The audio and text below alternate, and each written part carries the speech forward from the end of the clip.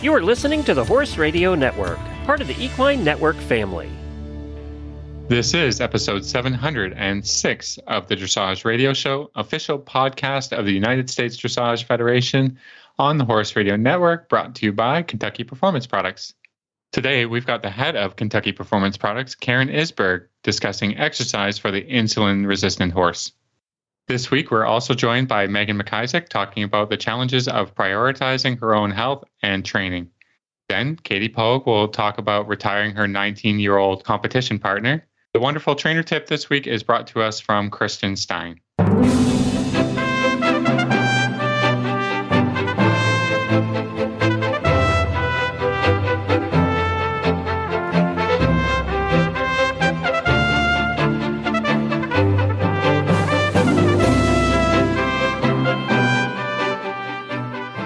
This is Reese Koppler-Stanfield from Loxahatchee, Florida. And this is Philip Parks from Rockwood, Ontario, and you're listening to the Dressage Radio Show. Hi, Phil. How are you? To be honest, I'm pretty tired. I've had a big day, but but that's fine. We're still rocking and rolling with the radio show. I love it. Me too. Yeah. This is what happens. Yeah. It's a little bit later. We've done some interviews and it's a little bit later. And then, we're just thinking about dinner and that's about it. I love it. No, it's same thing. Like down here in Florida, it's super busy, super, super busy. I think I did 14 horses today, but that's okay. It was super cool. What's fun about down here is I have a really interesting mix of horses depending on the day. So today, I always have my 6 that I have with me, which is fun. They literally range from 2 5-year-olds to a 16-year-old international Grand Prix horse, who, he was the spookiest one of the day. I'm not going to lie today. And then I had 2 virtual lessons, which was super fun. I really enjoy teaching virtually. Different challenges for sure as you teach them. But I will tell you at 2:00 in the afternoon when it was like over 90, I was really happy to come in my camper and hashtag camper life and get teaching. So that was you've got the air conditioning going in that camper. Oh yeah. Yeah. And it's actually parked in a great spot. It's nice and shady here. So my camper actually stays pretty cool, which is nice. I don't know what you would do if it was in full sun. I don't know. I don't have to deal with that situation. So, so it's super nice to come in here in the afternoon. And then I got to ride some eventers. So that was super fun. One of the event horses is actually transitioning to being more of a dressage horse. Was a very successful event horse. And he's a little bit older. So it was fun because his owner's out of town and I ride all the horses when she's out of town. And I get to really play around. I was like, what do you know? So I got to hunt around and find out what he knows. And testing the buttons. Yeah, it was great. I test drove him. It was so fun. I don't ride him very often because usually the owner lessons, but today I got to ride him and it was so fun. I got to figure out what he knows. So very rarely do we get to kind of get on a horse and really test drive him and see what they know. But he knew a lot. He knows basically a Green Prix St. George. So that'll be fun because I wanted to be able to coach the owner. So I love that. And I love kind of having... You point him at some fences? No, not that one. That one jumped around like Land Rover. I'm not putting him anywhere close to a fence. all my jumping horses are like, oh yeah, she's the boring one. So yeah, I jump now and now work with show jumpers and they're Grand Prix show jumpers. And I tell you, I can feel the power and I'm cool with staying on the ground, my friend. Okay. And things are in full swing. Kind of an interesting week. Today is the Palm Beach Derby is starting. So again, if you are able to live stream any of Global, it's on all the time, which is really cool. If you really just want to sit and watch some tests, or if you're wondering what's going on, it's all live streamed. And interesting, some dynamics. This is the last World Cup qualifier for the North American League.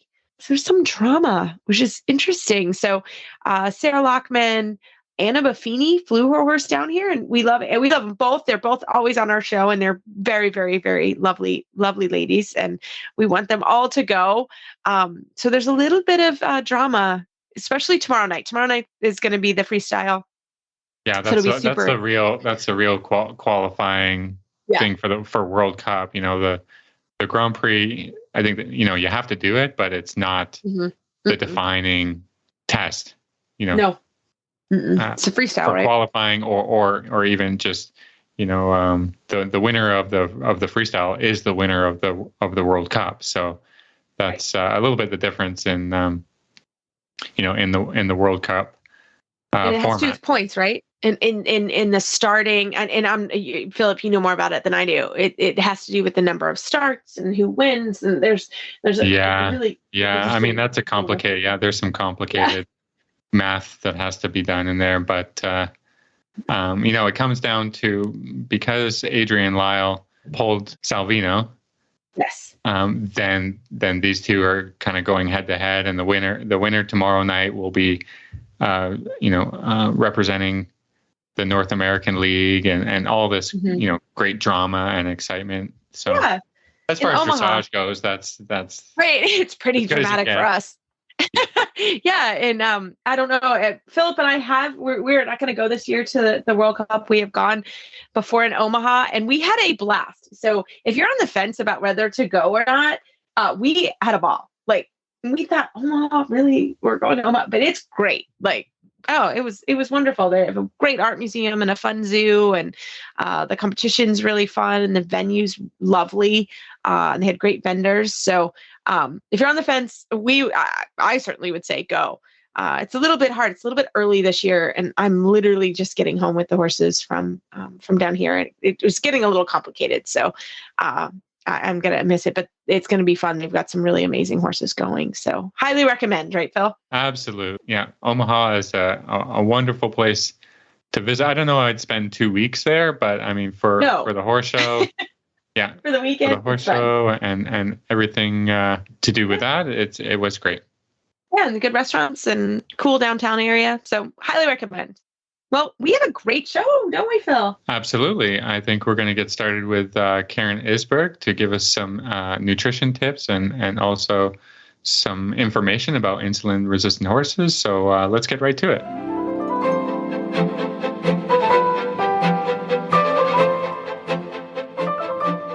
Well, tonight we are so excited to have back on the show one of our favorites, Karen Isberg from Kentucky Performance Products. Karen, welcome back.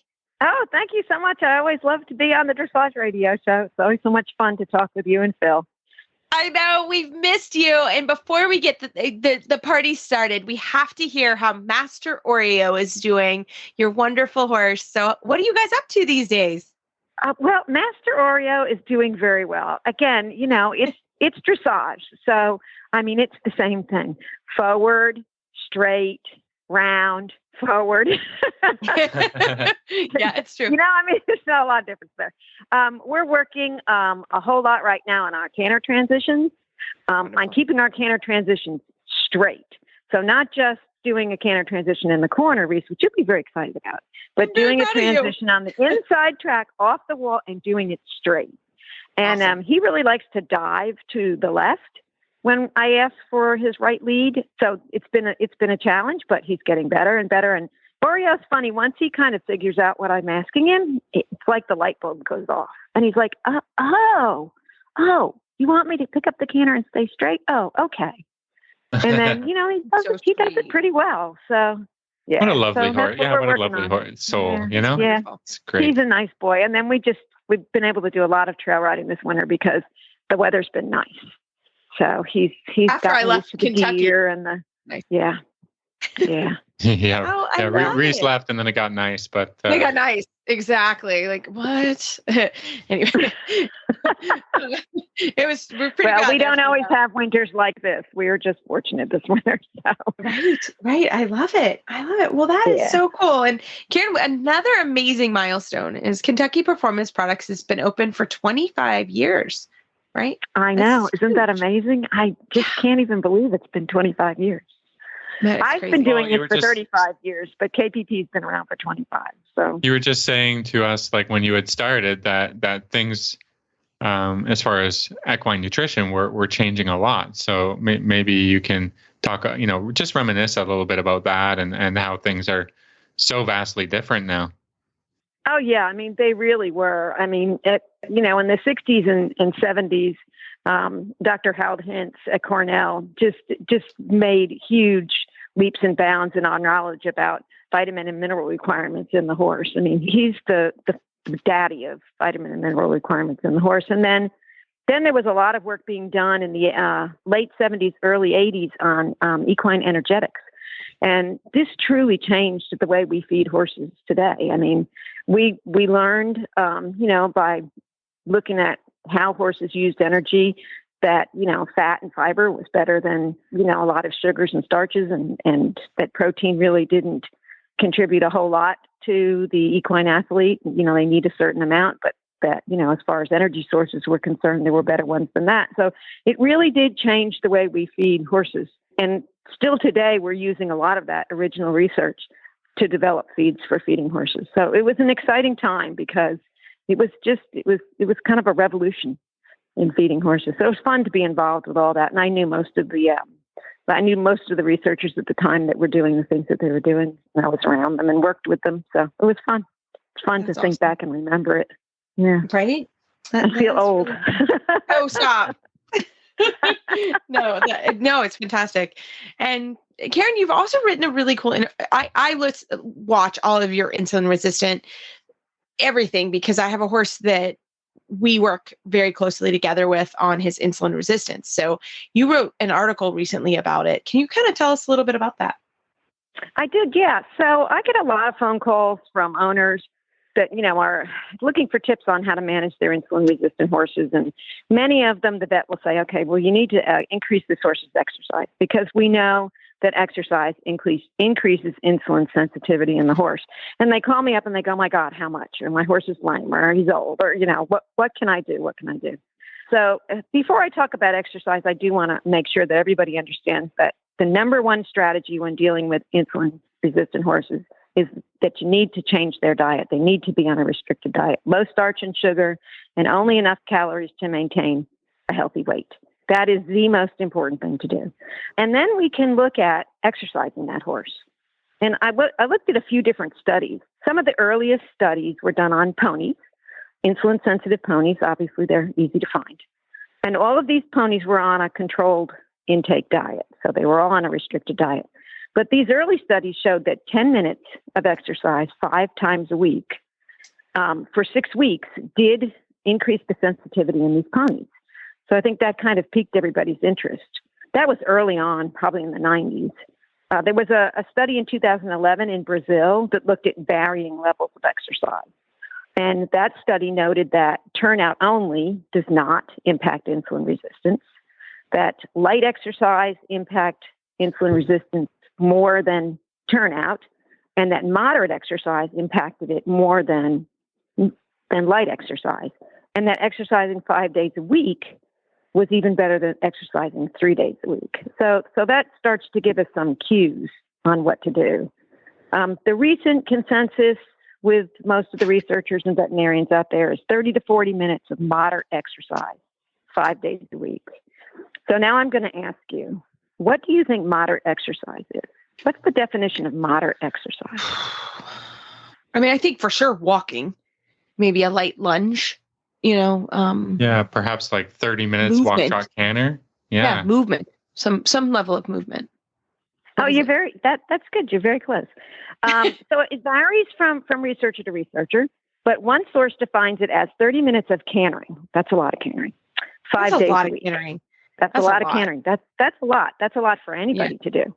Another one defined it as 3 to 5 hours a week of a combination of 30% walking, 55% trotting, 10% cantering, and 5% of some kind of low-level work, like low jumping or cutting, dressage work. Another researcher said the horse should work enough to sweat 5 days a week. So that kind of gives the listeners and everybody an idea of, you're talking about, to get the best results, you're talking about a fairly rigorous exercise routine. Yeah. Now, not all horses that are insulin resistant can do that for varying reasons. Some have laminitis, some are old. We do know that some exercise is better than no exercise. So even walking a horse for an hour a day, 5 days a week, is going to help increase their insulin sensitivity. So do what you can do, as far as, what your horse can handle. Little and people, often, right? Yeah. Yeah. It's kind of like Little people. and often is better than a lot all at once. You don't store, you don't store up your exercise for Saturday and then, think, okay, well, and then you go back in a week and you try it again. I don't think that's going to be doing anything helpful for anyone. Right. And it doesn't help insulin resistance. I mean, 3 days a week doesn't really do much. You can work them really hard. 2 days a week, it doesn't really do much. So it's that consistent exercise 5 days a week and, just up to the moderate level is good to do. So the main takeaway message is that, of course, you want to have keep your horse on that restricted diet. That's very important. And you want to manage their weight. But you also want to do some exercise. And exercise not only helps insulin resistance, but it also burns calories. So it helps you keep your horse at a healthy weight. So, any exercise that you can give your horse is better than no exercise. So even if all you can do is, a half an hour trail ride 5 days a week or a few minutes of lunging every day, it's worth going ahead and taking the time to do that with your insulin resistant horses and your metabolic horses, because it will help them to some degree, either by helping to provide weight loss or by actually increasing their sensitivity to insulin.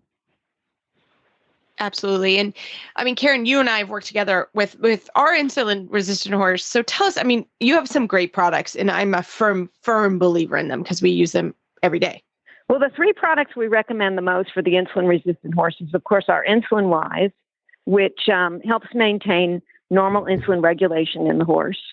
And that's based off of research that was done at the University of Michigan with Dr. Jane Manfredi. And we have some nice research on that you can find on our website. The other products that I always recommend is there's a product called Microphase.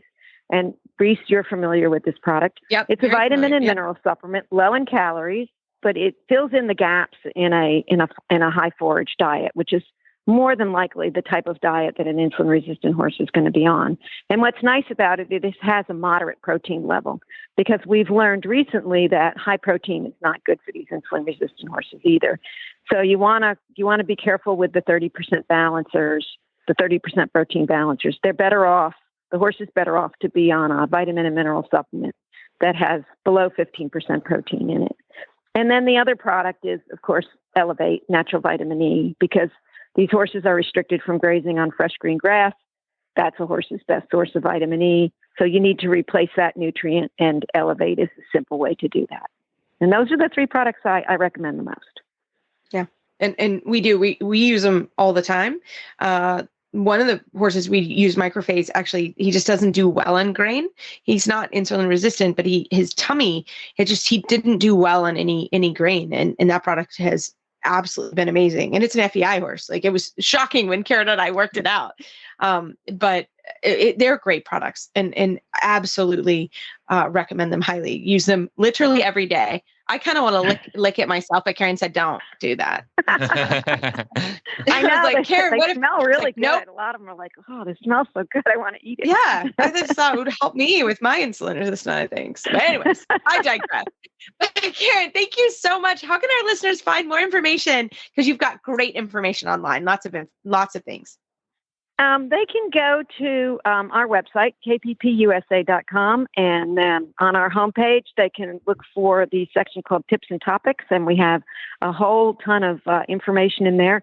We also, for our 25th anniversary, we're having a little contest. We have stickers that we give away.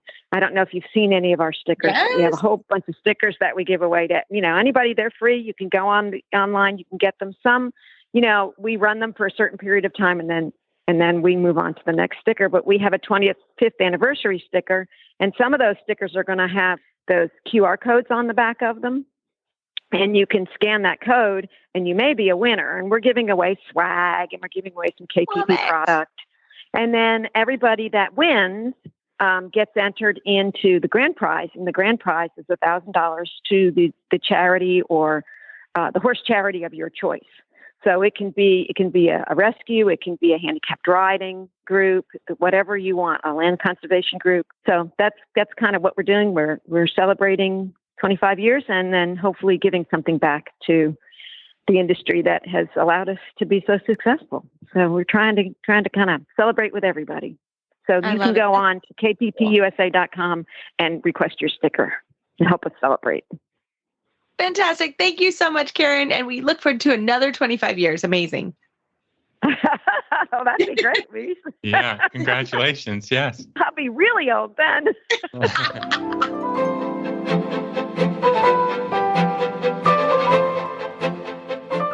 Well, tonight we are so happy to have friend of our show and just our personal friends, Phil and mine, with Megan McIsaac. She is an FEI rider and trainer, great friend of ours. Megan, welcome back to the show. Hey, you guys. It's so great to be here. Thank you. Well, we love it. And, unfortunately, you and I used to room together at the Young Horse Trainers Conference every year, and we were able to catch up, and we don't do that conference anymore. It doesn't happen. But it's so fun to catch up with friends. And I've been watching you on Facebook, and you've just had so many good things happen. And you also had kind of a challenging year. And we wanted to have you on to kind of talk about that. So I'm going to let you get started. Yeah, good. I think just going back to what you said, I think it's really important for us trainers to stay connected. And I think it's really easy for us to be disconnected. And I keep saying, I hope that we can start another trainers conference that we can all get together, because I really deeply down think that we all need each other, even though we are competitors, we are working on our business, our family, but we need, no one knows what we go through other than us. Right. That's true. And so true. We're going to see each other for hopefully 30, 40 years. And just to be able to, I think, talk to one another, grow our friendships, it's so important. And so like this last year was really hard. I just twisted. I didn't even get stomped on. No one bucked me off. No great story, right? I just got old. Well, and I herniated. We're there. Yeah. Yeah. I mean, it's a real thing. Like, I herniated a disc, and getting old, it's like, well, what do we do? I mean, at least I do. I live for riding. Some of us live for teaching. And what do we do through an injury? And what do we do, like, depending on how it's affecting our bodies, it makes you half out and really think, like, where am I going? Am I really taking care of myself? And if I know trainers, we don't. We take care of everybody else first, and last, we take care of ourselves. And I think we really need to change that in our industry and really also support each other through that change. And so that's why I'm being open about it, because I don't know about you, but I've always felt like as a professional, we're put out on a pedestal and we have to be perfect, whether it's my own insecurities that have brought those thoughts on, or it's just like, we're always being judged. We're always on display. I mean, that is our industry, and we try to be great role models. And I think we all do that. However, we're still students. Yes, we're still learning. And so now I'm going through a new journey, which is like, oh my God, my health. Yes, and I've been pretty healthy and physically healthy. And I was actually in the best shape of my life when it happened. And then I couldn't work out. And then I didn't eat well, which affected me mentally. And then because of our industry, I kind of, I don't know, secluded myself. Does that make sense? Maybe that's not the right word. No, that makes but, sense. and I don't, it sounds awful. I mean, lots of people care about us. But on the flip side, I don't want to be asked, how are you today? I always focus on like where I need to go. And if I'm always focused on my body, I'm like, whoa, oh my God, you really are doing bad. Yeah. So, that's a real mental struggle. I think us trainers, we don't discuss the mental discipline that we have that we can compartmentalize. But then by the time how bad we get, we're like, what do we do now? And so for me, it was, I almost needed to be taken I was at a horse show out of all places. And people are like, why did you scratch? And as I'm hobbling around, and I landed in the ER, and that was an eye-opening experience because I don't have health insurance, and I'm okay with that. Now, other people have different situations, and that's what they need. And it was eye-opening because I found insurance dictated the care. And thankfully for me, in 30 years of taking care of horses, I was like, okay, x-rays, MRI, plan. And absolutely. they didn't want to do an MRI. And then they told me it was too expensive. And then they told me I was going to take a month, but I should start PT. And that didn't make sense to me because how is my PT going to structure my plan if they don't know what's wrong with me? So logically, it didn't work for me. And luckily, I'm a bull in a china shop, and I kept calling and I got my MRI, but it took a lot of phone calls. And at first it started at $3,500 with insurance. And then without insurance, it was $2,500. And then I got on the internet and I found an hour away I could get the same MRI for $254. Wow. So that should wake people up.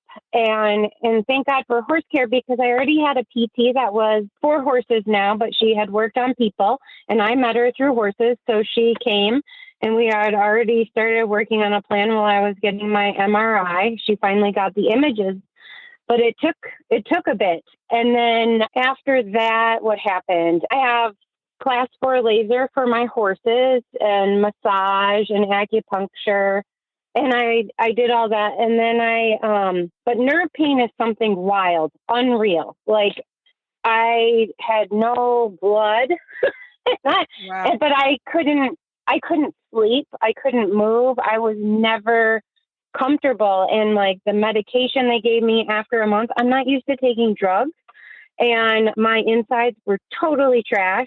And so I had to stop all of that. So that's been my journey. And we are now on month 7, and I educated myself. I got on the internet, sorry, Google, but it was more like Mayo Clinic and just trying to find the right resources to help me. And I advise everyone be typical horse owners, keep asking questions nicely, and just be that squeaky wheel for your own health.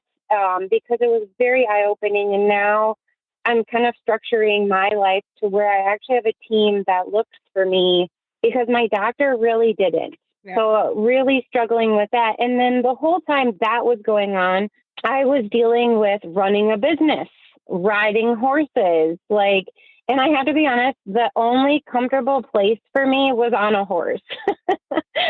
I don't know how. I could hardly walk.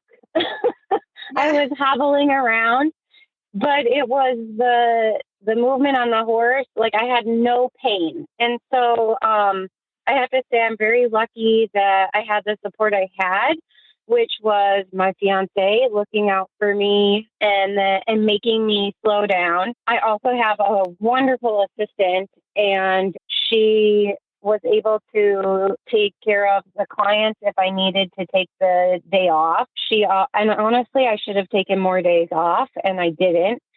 And I've also stopped and thought about my business and just decided I need to think more about what I really want and my goals are in my riding, and I want to ride. And so I've structured it, and I looked at what was, the energy suckers. For me, it was having a whole barn full of training horses. And so I've kind of switched over to a lesson program, and I have 2 instructors under me.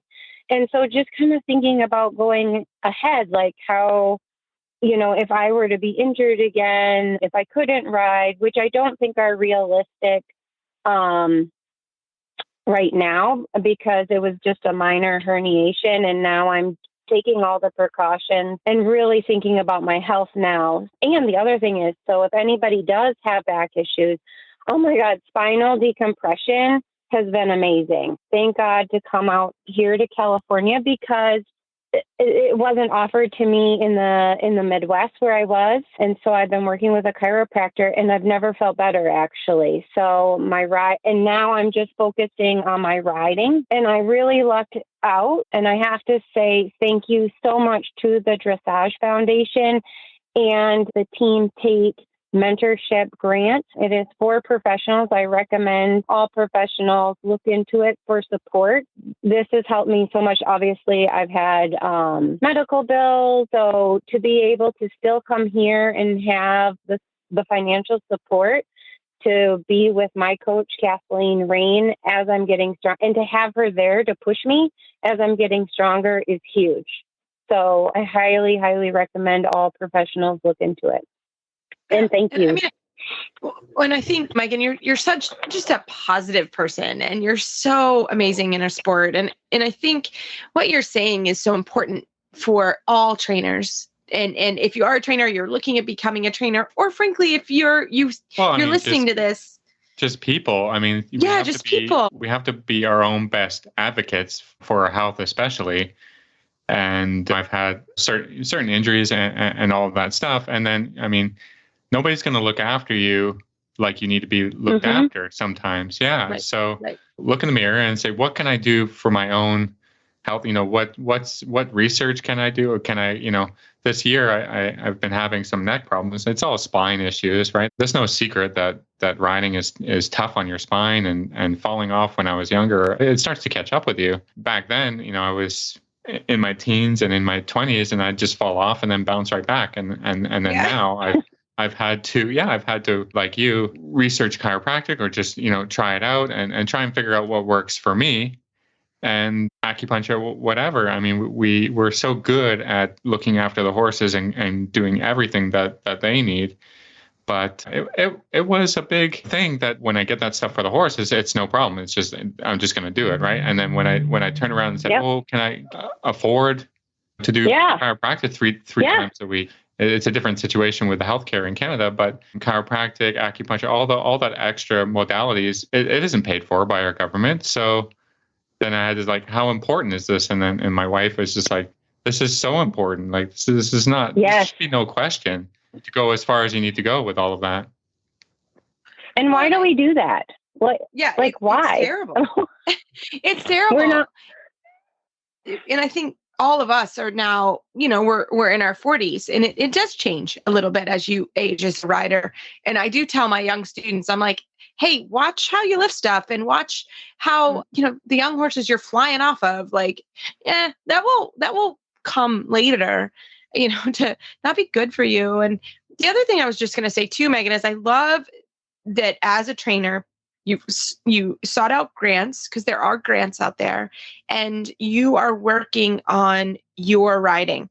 It's exactly what I'm doing here in Florida, right? It's hard to leave your business. It's hard to leave, your family, or it changes your family life. It's really hard, but I think that the three of us collectively know how important extra training is, and it is expensive, and it does take time.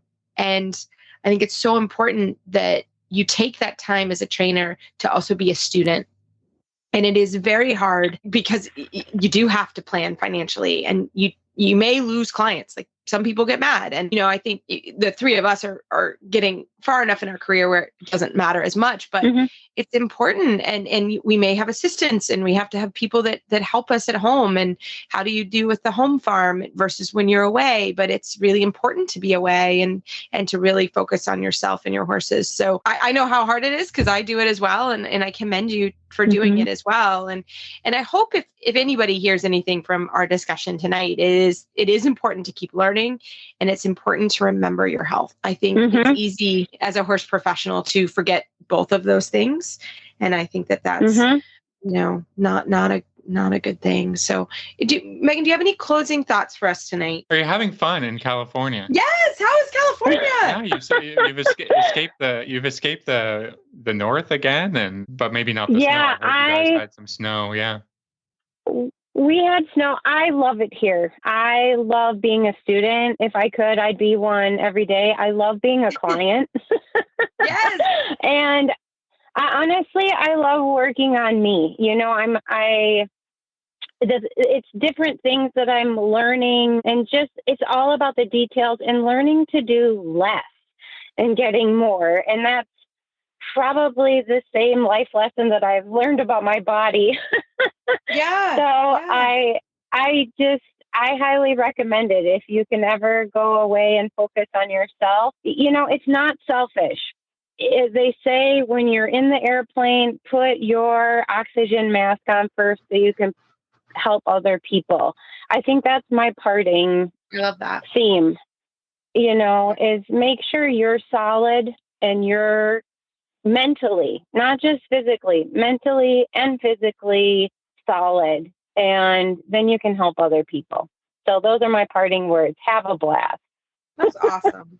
Thank you, Megan. And how do our listeners find you online or follow your journeys? Well, right now I'm pretty active on Facebook, so you can look up Megan McIsaac. I do have a new website for my business, which is Lindenhof, LINDINHOF.com. Or you can just text me or call me at 608-445-8531, and happy to help you with anything.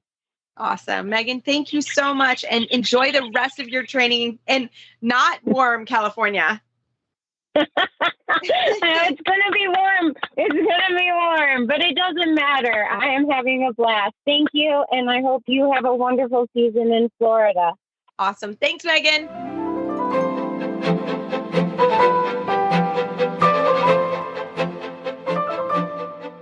Well, tonight I am excited. We are having all our friends on tonight, and Katie Poag is here to chat with us. She's an FEI rider and trainer. We've been friends since Young Riders, which of course was a couple years ago. And I got to see her here in Wellington on a bittersweet day. Katie, welcome back to the show. Thank you for having me. I'm glad to be a part of this again.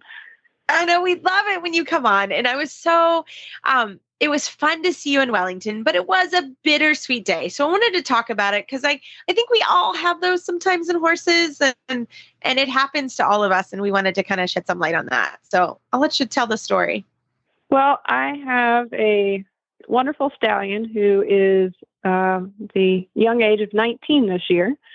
And we have been together since he was 6, turning 7, and through those years have brought him up to Grand Prix and into the CDI arena. And in 2017 had a great season and won a CDI Grand Prix special down in Wellington, and then a CDI Grand Prix 3-star up in Tryon. And after that, battled with an episode of EPM with him and got that under control and figured out, and then got back into things a year later. And then COVID hit as we were trying to kind of make a comeback, and he was really, really doing well and kind of had some high hopes for some more international things. And then after that, we had festival and did well there, and then had a series of 3 injuries and had 3 individual comebacks. And this last comeback was a success. And I had an interest in trying to get him kind of one more shot into the CDI arena at Grand Prix. And we did, and that was a lot of fun. And so that was the season. And so the last show, we knew that this season would kind of be his final season. just with age and just kind of dealing with keeping the EPM under control. And that's just been very hard for him. And so we gave it a shot, and we did okay. And it was a lot of fun. And I was really proud that we were able to get through the injuries, and he is super sound and super healthy. And it's just kind of time to kind of close this chapter with him. And we have been super successful and move on. And I have some others that I'd like to bring along in hopes to get into the CDI arena. So anyway, so the bittersweet, as you were mentioning, is that I have had a great career with him and decided this last show that it was just time. It was time to end on a good note. He is older. He is not as brilliant as things have been in the past. I was really proud that we were able, with some great vets and farrier combination, just keeping him sound, and he's just as sound and fit as he's ever been. It's just a little different being at 19. So anyway, so we have decided to kind of hang up the CDI showing, and I will continue to ride him, and he has his interest in being the first of the day, and we will keep doing that. And it felt right, and I feel good that he is healthy and sound, and just it's a good time. And I know it is hard for some people to want to either push more and more and more and try to do it, or are battling with injuries and don't know what to do. And this felt right and a very positive time and situation. Yeah. No, and I think that was what was so cool about it. You know, we had a chance to just chat quietly, and, you know, that's what you said. And I think it's a really hard thing to do for your horse, but it's so important. And I just thought that's why it was such a bittersweet moment, but it also was a cool moment because you guys, Phil and I remember when you got him, you know, it was so exciting to see our friend get him. And, you know, we've, you know, been friends through his whole career, and, you know, well, to get to that point when we were all at the trainer's clinic. I had him up there and had just gotten him. So yes, we have all been together for a long time.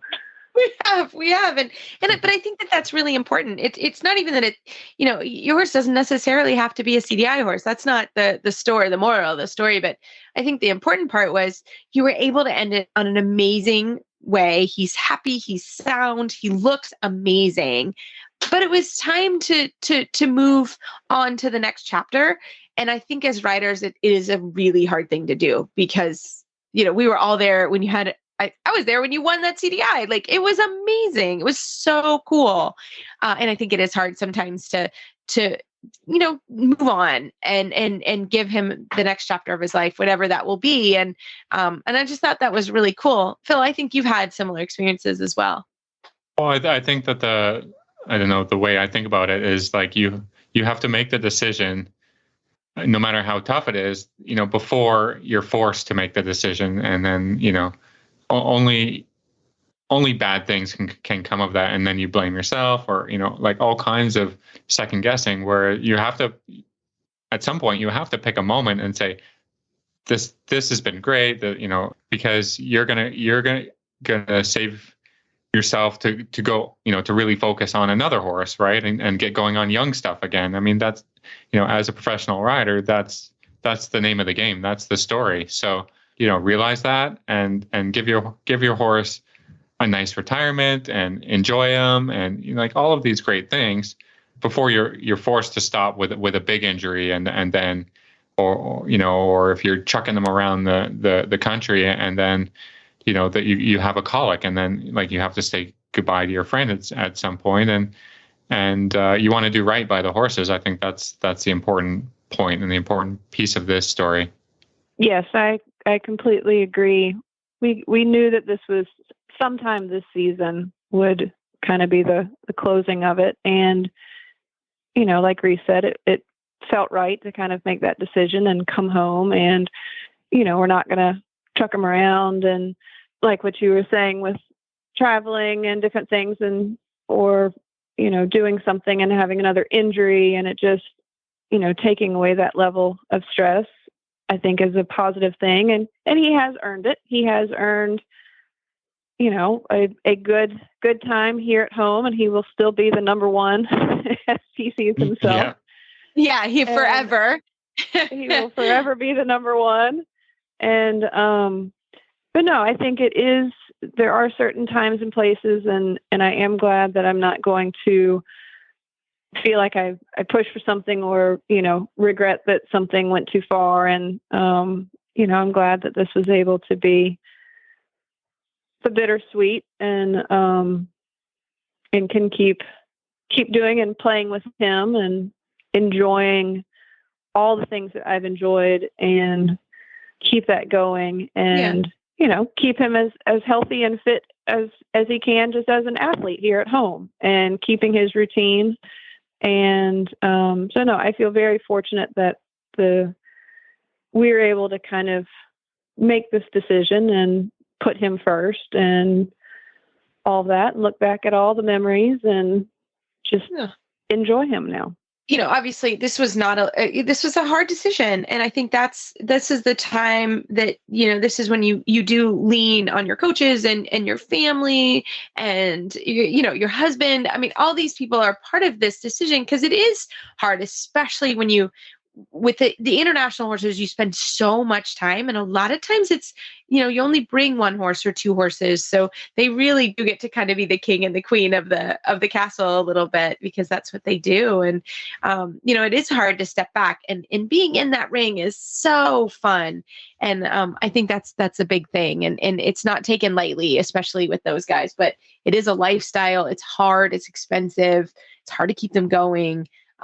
So I think that was good. And I think just having a plan for that was really cool. So, we wish Ziggy, we want a retirement party, for Ziggy, for sure. That's what I said. I said, next time I see you, we're going to have a glass of champagne on Ziggy. But, Katie, thanks so much for coming on and talking about this. Cause I think I'm sure there are listeners that are thinking about this, or it's on the back of their mind, or maybe this is their last show season. And it is a hard decision, but, it was a bittersweet, but it was cool to see as well. So thank you so much for your time. And how can our listeners find you online if they have any questions?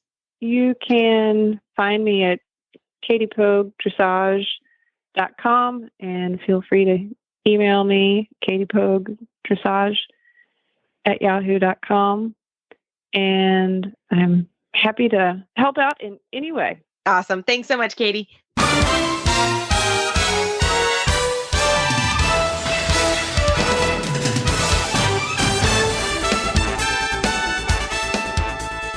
Well, for this week's tip of the week, we are so excited to have Kristin Stein, FEI rider and trainer based in Wellington, Florida, back on the line. Hi, Kristin. Hi, Reese. Thanks for having me.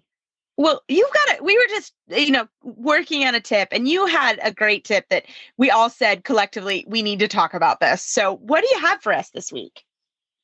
I guess the biggest thing I think is we need to start worrying more about our body's position as riders ourselves. We're always thinking about the horse and, is the horse straight? Is he supple? Is he balanced? And then, you look at the rider, and the rider's staring down at the shoulders and their head tilted to the side, which then of course drops their shoulder, collapses their rib cage. Then the horse feels it in their seat bones that they're unlevel.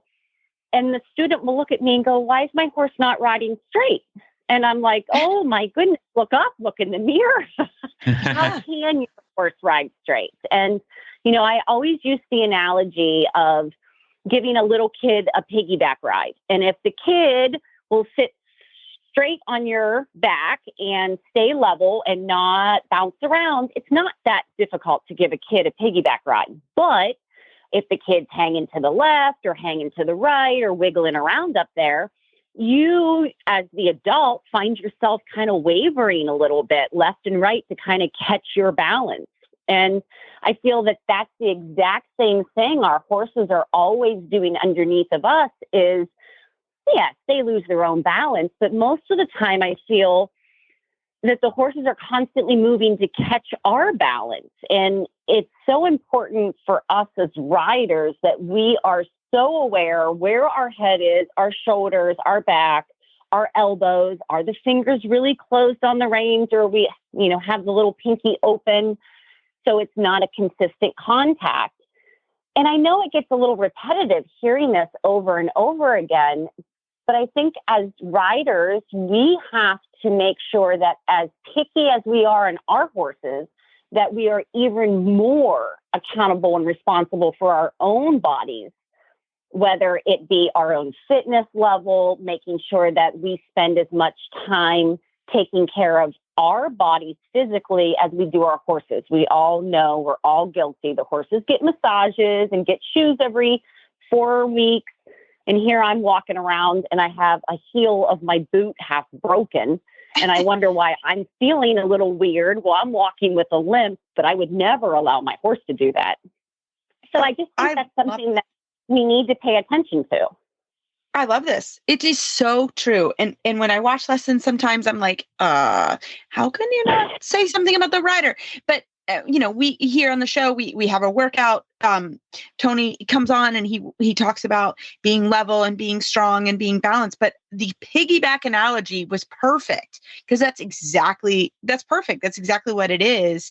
And I mean, I know all three of us as trainers and riders, and we all three work all the time on balance and are we in the saddle correctly and is our body feeling good enough? And I just think it's such a good reminder, and I think it's really important.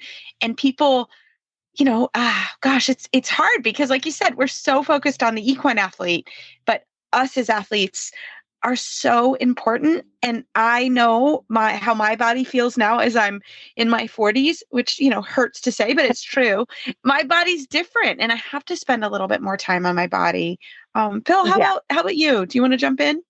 Well, I just talk about being able to apply effective aids as well, whereas, if you're, a little stiff or a little off to one side, and then of course your horse is not going to be able to achieve an 8 or a 9.5 pass because you're not balanced or, whatever in a halt. I think that's, I work a lot on halts, walk halt, trot halt, canter halt, because, that is the moment of, that you can create balance or at least, you come to a halt and then you can, you can, if you have some mirrors or a friend or something to say, oh no, the left hind is out or something like that, and just say, well, you didn't come to it in a balanced place where you're applying equal aids and and all that stuff. Like the position is the position for to achieve a balanced horse and rider, to be able to do some of the stuff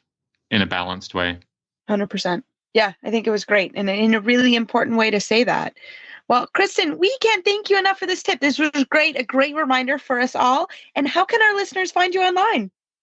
Oh, well, thank you so much. And you guys can find me online through my email, Stein Equine, Stein, equine @yahoo.com, or on Facebook through my business account of Stein Equine, or my personal page of Kristin Stein, which I do post a lot of the business stuff between both accounts.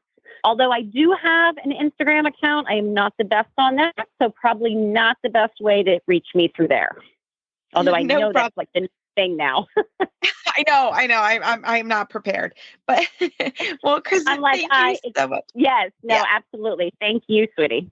Well, Phil, as always, we love email and Facebook shout outs. Keep them coming. If you want us to talk about anything specific, let us know and we'll work on the tip for you. We do have a book club book going, Arena Tracks by Christian Bear.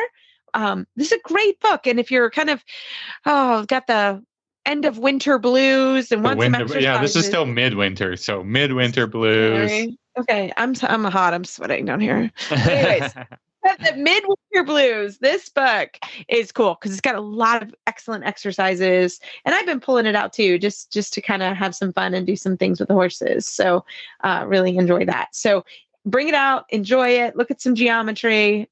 We all need it, and we hope you enjoy. Well, as always, you can find our show notes and links to today's guest on our website, dressageradio.com. Like us on Facebook, just search Dressage Radio Show. Follow us on Twitter at Horse Radio. My website is maplecrestfarmky.com, and my email is reese@horseradionetwork.com. I think the best way to find me is probably through Facebook, or my email is philip@horseradionetwork.com. I'd like to thank our sponsors for allowing us to put on a good show. That's Kentucky Performance Products. If you'd like to support our show and the Horse Radio Network, you can do that through the auditor program found at horseradionetwork.com. Everybody, keep your heels down and your shoulders back, and we will talk to you next week.